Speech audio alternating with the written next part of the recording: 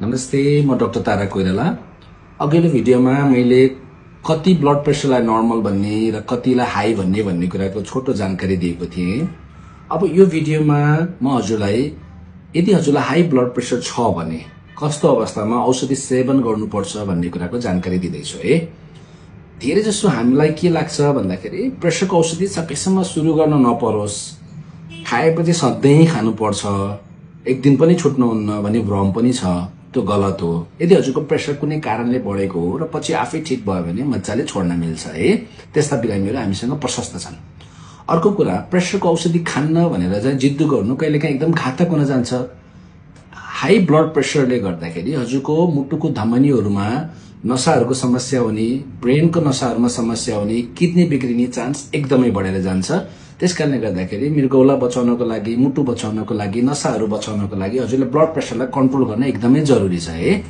अमेरिकामा मात्रै लगभग पुरुषहरूमा चाहिँ 49% र महिलाहरूमा 43%लाई हाई ब्लड प्रेसर छ। उनीहरूले औषधि सेवन गरिराखेका छन् भनेपछि यो डाटा विश्वभरि नै त्यस्तै देखिन्छ। अब यदि हजुरको ब्लड प्रेसर प्रक्रिया पुर्याएर नाप्नुभयो र 2-3 अवस्थामा नाप्दा पनि माथिल्लो प्रेसर 140 भन्दा माथि नै छ र तल्लो प्रेसर 90 भन्दा माथि छ भने हजुरले औषधि सेवन गर्नुपर्ने हुन्छ। त्यसमा हजुरले नभन्नु होला है। त्यो हजुरलाई फाइदा हुन्छ त्यसले।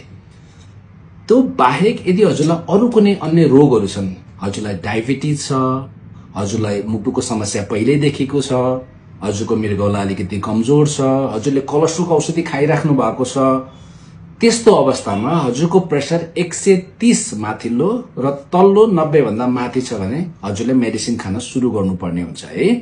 तर यदि हजुरलाई मैले यही भनेका कुनै पनि रोग छैनन् भने र हजुरको प्रेसर 140 भन्दा तल छ तर 130 भन्दा माथि नै छ, नर्मल त छैन, स्टेज 1 हाइपरटेन्सन छ भने त्यस्तो अवस्थामा हजुरले केही समय डाक्टरको सल्लाहमा चाहिँ हजुरले आफ्नो खानपिन र आहार विहारमा ध्यान दिन सक्नुहुन्छ।